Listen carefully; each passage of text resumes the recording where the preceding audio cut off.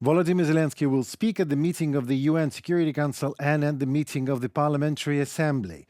The president of Ukraine is planning several speeches in New York, as Reuters reports, with reference to the representation of Slovenia and the UN, which currently chairs the UN Security Council. Zelenskyy will speak at the Security Council meeting on Tuesday. It will be dedicated to, well, obviously, Russia's war against Ukraine in particular and rule of law in general. According to diplomats, the meeting of the UN Security Council will be held at the request of the United States, Great Britain, France, Japan, South Korea and Malta. At this time, world leaders will be in New York for the annual session of the UN General Assembly, and already on Wednesday, Volodymyr Zelenskyy speaks at it.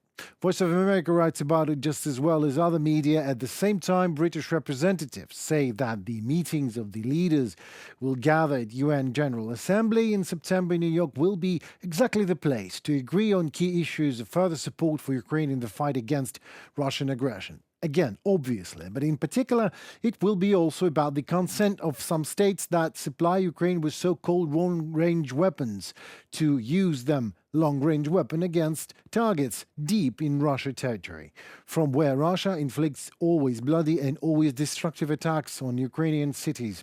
For a long time, we have been trying in Ukraine to convince the world that strikes on targets in Russia not only fully correspond to Ukraine's rights to self-defense in accordance with UN Charter, but also can become main factor in forcing Russia to stop this criminal war.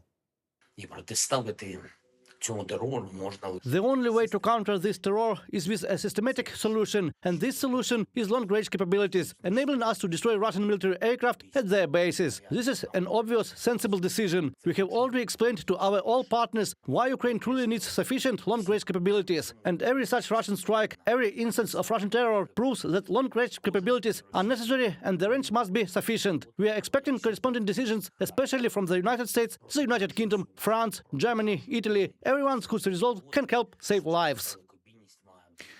Putin's new red lines, his threats on using Western missiles against targets inside Russia, have been echoed recently as a reminder that some Western leaders are wary of the so-called escalation or expansion of the Russian-Ukrainian war.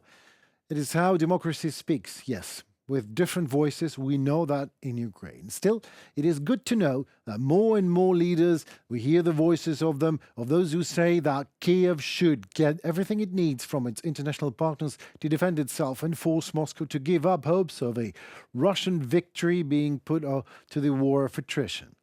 Well, especially good to hear these voices, as it is exactly the voice of freedom, sovereignty, and the rule of law and order that speaks finally.